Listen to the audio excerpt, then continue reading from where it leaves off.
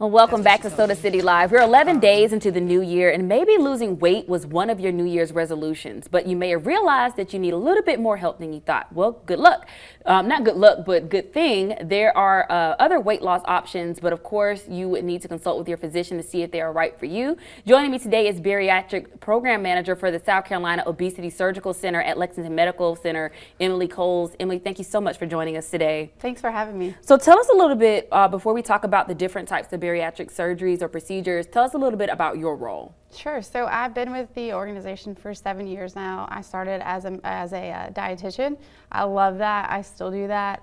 But I have moved recently into the program manager role where I get to oversee the program and just kind of, it's been neat to look at over the years because you can do things that you saw on a clinical side that you might want to work on improving, and so that's kind of the role that I do now. Still do patient education, love being part of that, but I get to see the operational side of it now. And you know what, I think I love the fact that you came from like a dietitian background, because for those that do get the procedure, I'm pretty sure there are different ways you have to eat now that you've had the procedure, and so you're able to kind of guide them in that area. So tell us a little bit about the different types of surgeries that there are.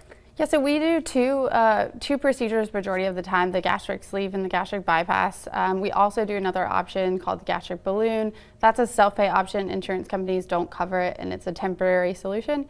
So we go more toward a gastric sleeve and a gastric bypass because they are permanent solutions.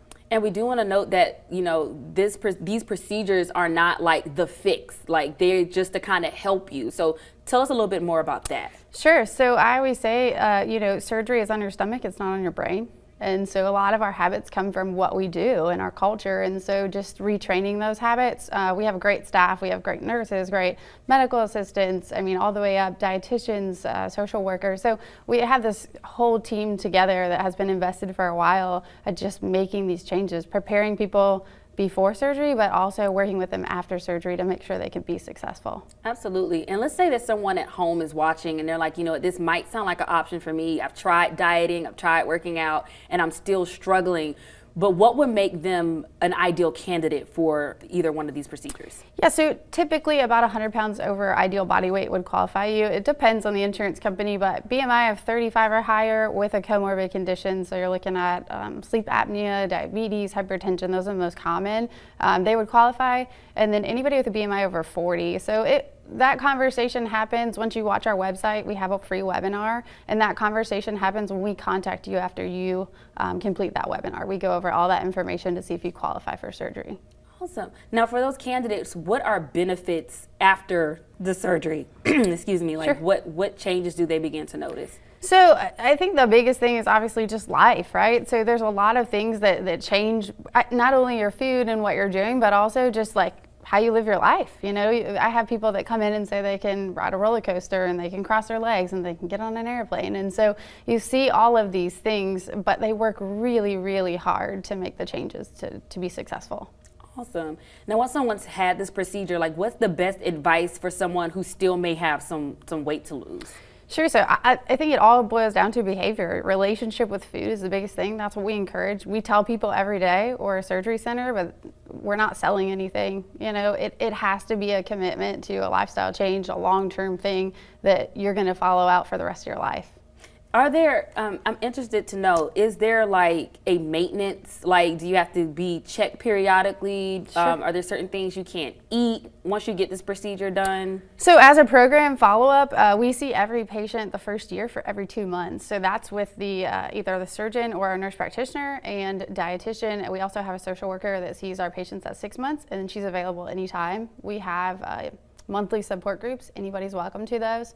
After you get further out, the second year, we track patients every 3 months, and then from then it's annually. So we always have that commitment and that contact with the patient, and that's what we look for. Now, I know for like people that watch like the shows like My 600 Pound Life or whatever, they always tell them they have to lose a certain amount of weight in order to get the procedure. Does that kind of count with these procedures as well? So we work with patients ahead of time.